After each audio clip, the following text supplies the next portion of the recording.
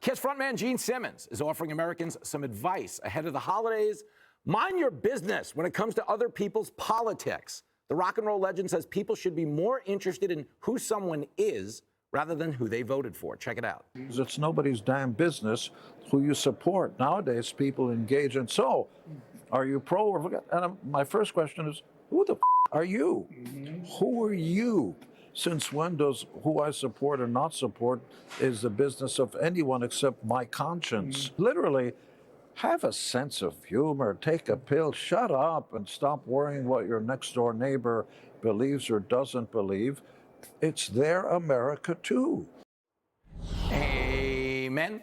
GT, I'll come to you first. I think what he's trying to say is there are so many better reasons to hate someone besides who they voted for. It's also rude. I think like that struck a chord with me because I was thinking like, I remember a time when you wouldn't, it was like very rude and weirdly intrusive to ask somebody. It would be like asking someone how old they are or like how much they weigh or something. Like, who did you vote for? Or like, who are you supporting? And, you know, maybe not during an election, but certainly nobody would ask you, you know, after voting day, who you voted for. And now that's just like everybody posted on social media. Everybody knows or thinks they know who everybody votes for. Like, there's no aspect of it that's private anymore, which I don't like. Also, wait, look at this. I have a special surprise. Oh, hold on, GT.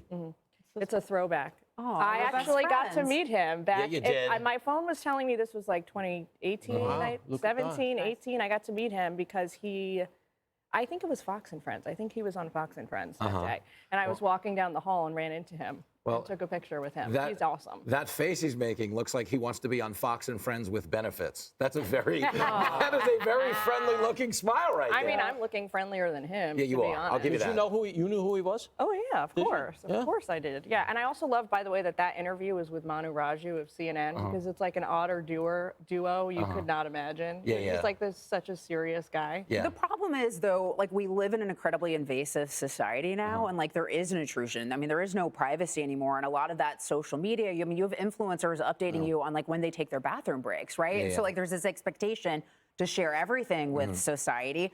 And then we had COVID as well, where it was like, show me your papers about the vaccine as well. And I think part of this too, I believe decentralization is a positive thing when it comes to the media, but you know, back in the day, you had limited options for like TV, radio, right? So everyone was experiencing things together. And so I think the decentralization has also led to fragmentation and like people kind of going into our corners a little bit as well. I'm going to Google all of that when we get out of here. It just occurred to me while Lisa was talking that's also why polls are so skewed, because people feel intruded upon now and don't want to tell pollsters how they actually voted. But I think there's voting booth, so they lie. Yeah, but I think the other thing is too, you don't have to ask people who they voted for because you know. Kennedy, if you see someone driving in their car with a mask on, you know they didn't vote for Trump. You don't have to pull them over and be like, so what do you think of the midterms? Don't you already know?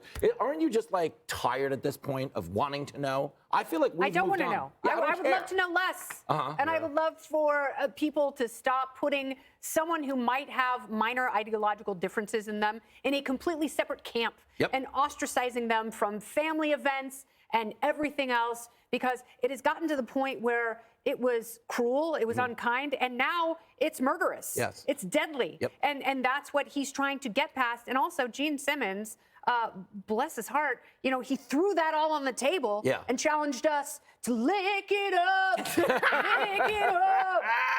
And his mother was a Holocaust survivor. So this is a person. Yes. That's why he thinks it's so ridiculous that the Democrats keep peddling these canards about Gestapo and secret police. And I think the other thing we're learning, Paul, is this guy is mellowing out a little bit. Oh, yeah. Well, yeah, I mean, obviously, I don't think he could have gone in the other direction, right? I mean, considering the youth he had in the career. Look, I mean, we're at a point, think about this, and, you know, if you're of a certain age, you remember Kiss. This is where we are in this country now. It's Gene Simmons is the voice of reason. Like, I didn't see that coming as a kid when, like, let's rock and roll all night.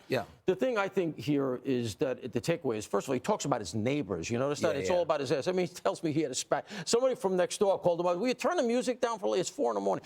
But that's one of the benefits, as you're saying, of living in New York City. I don't know my neighbors. I never even see them. And I have no interest. First of all, I know how they voted, right? So there's that.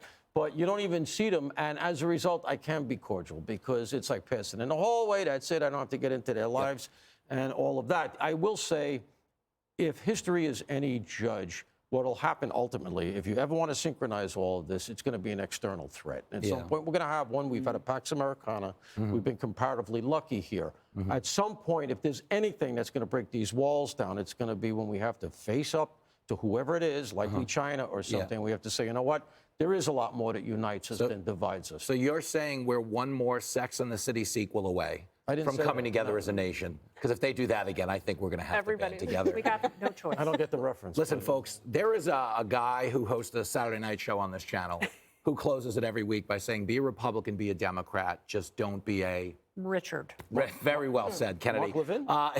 He's the best, the great one. Brian Kilmeade? We have, no, you get the great one at 8, then you get the fat one at 10. And we have Larry Trump in the middle as like our personal trainer. God love you all. Click here to subscribe to the Fox News YouTube page to catch our hottest interviews and most compelling analysis.